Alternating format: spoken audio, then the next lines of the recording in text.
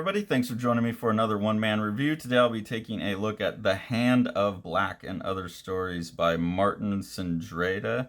This is an older Fantagraphics book from Fantagraphics Underground that I picked up in the Fantabucks sale with all my free monies I got. I pre-ordered everything for the year and just grabbed a bunch of other stuff. This is a really well cartooned book. The drawing in it is very nice. You can see here there's this one spot red on everything, used in a lot of the tones, which I really like seeing colored tones like that. And just really nice cartooning. It's always on a 9-panel grid, cool compositions, good balance of the black, the white, and the pink that's made out of the dots. But the stories are really strange. I don't know what anyone's supposed to get out of them. They're just surreal, little, almost like David Lynchian short films or something. So it's fun. It's fun to look at. It's fun to read, but I don't know that anything in here would be super memorable for me.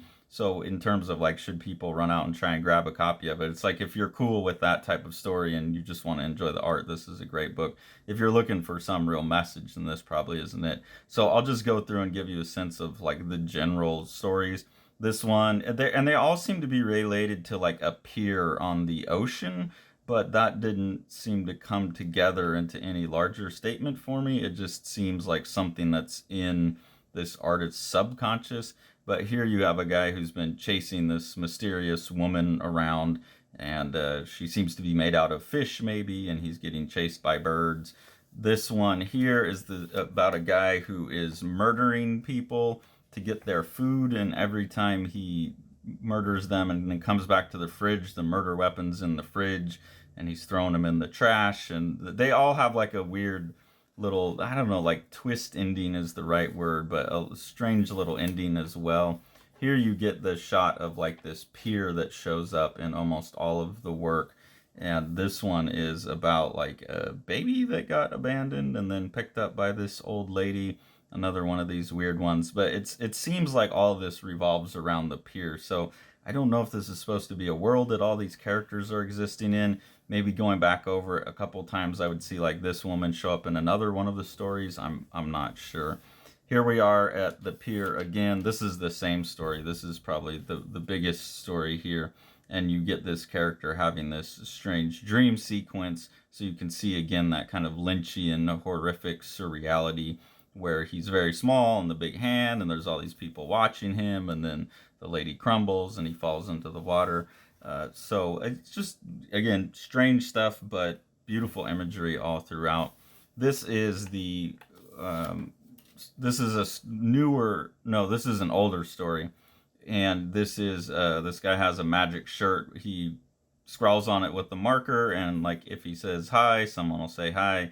If he puts money on it, someone will give him money. So that's the mechanism that drives that story. Then you get this one where a guy is receiving strange messages from the photocopier, and it drives him crazy. I think this story was the most directly impactful to me.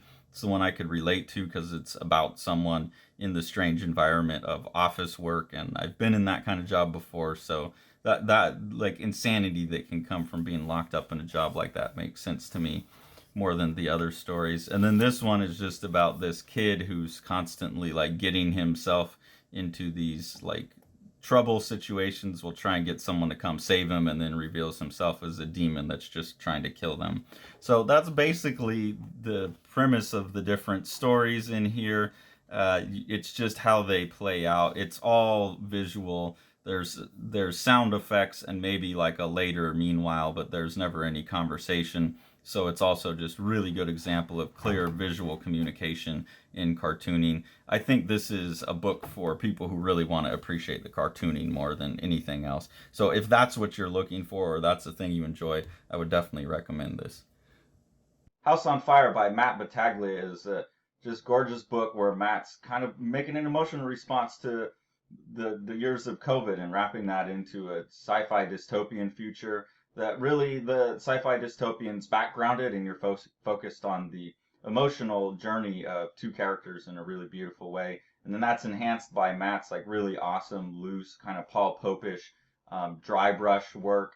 And then Sean and Matt have worked to get this second kind of orange spot color in there that's going to look really, really beautiful, and it has allowed Matt to use his dry brush technique to add tone to the thing too. So with Sean's production technique, this is going to be a gorgeous book with a lot of heart.